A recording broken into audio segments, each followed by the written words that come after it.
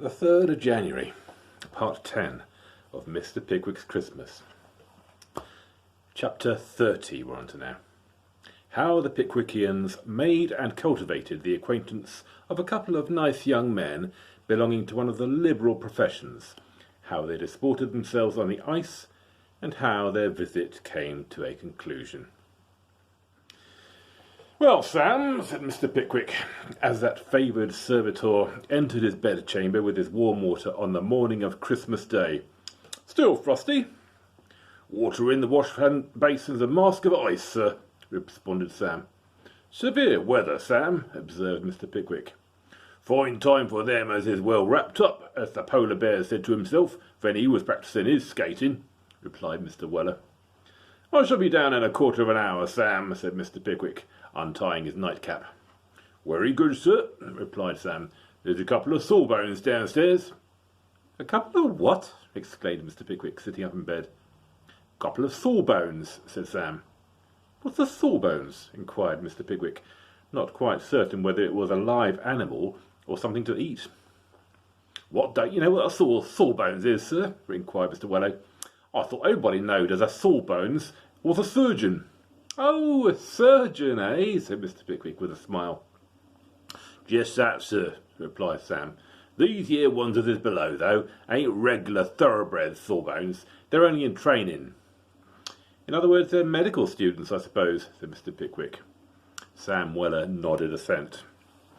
"I am glad of it," said Mr. Pickwick, casting his nightcap energetically on the counterpane.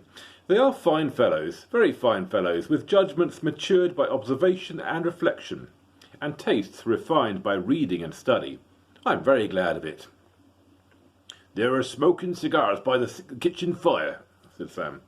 "Ah," observed Mr. Pickwick, rubbing his hands. "Overflowing with kindly feelings and animal spirits. Just what I like to see." "And one of them," said Sam, not noticing his master's interruption, "one of them's got his legs on the table, and is a-drinking brandy neat, while the other one, him in the barnacles, has got a barrel of oysters atween his knees, which he's opening like steam, and as fast as he eats them, he takes aim with the shells at young Dropsy, who's a-sitting down fast asleep in the chimney corner." "Eccentricities of genius, Sam," said Pickwick. "You may retire." Sam did retire accordingly. Mr. Pickwick, at the expiration of the quarter of an hour, went down to breakfast. "Here he is at last," said old Mr. Wardle. "Pickwick, this is Miss Allen's brother, Mr. Benjamin Allen. Ben, we call him, and so may you, if you like. This gentleman is his very particular friend, Mr. Bob Sawyer," interposed Mr. Benjamin Allen, whereupon Mr. Bob Sawyer and Mr. Benjamin Allen laughed in concert. Mr. Pickwick bowed to Bob Sawyer, and Bob Sawyer bowed to Mr. Pickwick. Bob and his very particular friend then applied themselves most assiduously to the eatables before them, and Mr. Pickwick had an opportunity of glancing at them both. Mr. Benjamin Allen was a coarse, stout, thick-set young man, with black hair cut rather short, and a white face cut rather long. He was embellished with spectacles, and wore a white neckerchief. Below his single-breasted black surtout, which was buttoned up to the chin, appeared the usual number of pepper and salt-coloured legs, terminating in a pair of imperfectly polished boots. Although his coat was short in the sleeves, it disclosed no vestige of a linen wristband, and although there was quite enough of his face to admit of the encroachment of a shirt collar, it was not graced by the smallest approach to that appendage. He presented altogether rather a mildewy appearance, and emitted a fragrant odour of full-flavoured cubas. Mr. Bob Sawyer, who was habited in a coarse blue coat, which, without being either a greatcoat or a surtout, partook of the nature and qualities of both, had about him that sort of slovenly smartness and swaggering gait which is peculiar to young gentlemen who smoke in the streets by day, shout and scream in the same by night, call waiters by their Christian names, and do various other acts and deeds of an equally facetious description. He wore a pair of plaid trousers and a large, rough, double-breasted waistcoat. Out of doors he carried a thick stick with a big top. He eschewed gloves, and looked upon the whole something like a dissipated Robinson Crusoe.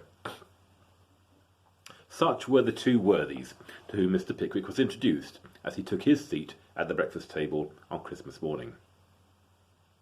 "Splendid morning, gentlemen," said Mr. Pickwick.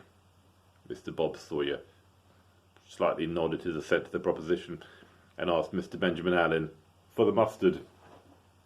"Have you come far this morning, gentlemen?" inquired Mr. Pickwick.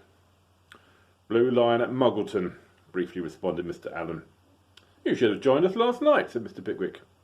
"So we should," replied Bob Sawyer, "but the brandy was too good to leave in a hurry, wasn't it, Ben?" "Certainly," said Mr. Benjamin Allen. "And the cigars were not bad, or the pork chops either, were they, Bob?" "Decidedly not," said Bob. Their particular friends resumed their attack upon the breakfast more freely than before, as if the recollection of last night's supper had imparted a new relish to the meal.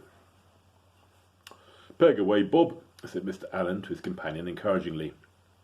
"So do I, so I do," replied Mr. Bob Sawyer, and so to do him justice he did.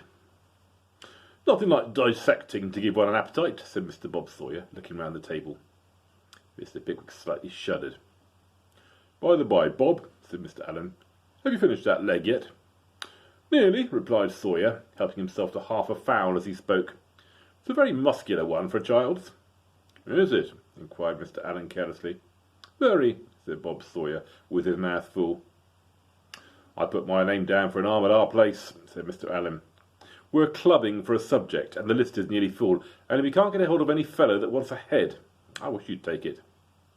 "No," replied Bob Sawyer. "Can't afford expensive luxuries." "Nonsense," said Allen. "Can't indeed," rejoined Bob Sawyer. "I wouldn't mind a brain, but I could have stand a whole head." "Hush, hush, gentlemen, pray," said Mr. Pickwick. "I hear the ladies." As Mr. Pickwick spoke, the ladies, gallantly escorted by Messrs. Snodgrass, Winkle, and Tupman, returned from an early walk. "Why, Ben," said Arabella, in a tone which expressed more surprise than pleasure at the sight of her brother. "Come to take you home tomorrow," replied Benjamin. Mr. Winkle turned pale. "Don't you see Bob Sawyer, Arabella?" inquired Mr. Benjamin Allen, somewhat reproachfully. Arabella gracefully held out her hand in acknowledgment of Bob Sawyer's presence. A thrill of hatred struck to Mr. Winkle's heart, as Bob Sawyer inflicted on the proffered hand a perceptible squeeze. "Ben, dear," said Arabella, blushing, have you been introduced to Mr. Winkle?" "I have not, but I shall be very happy to, Arabella," replied her brother gravely. Here Mr. Allen bowed grimly to Mr. Winkle, while Mr. Winkle and Mr. Bob Sawyer glanced mutual distrust out of the corners of their eyes. That's all for today. Bye now.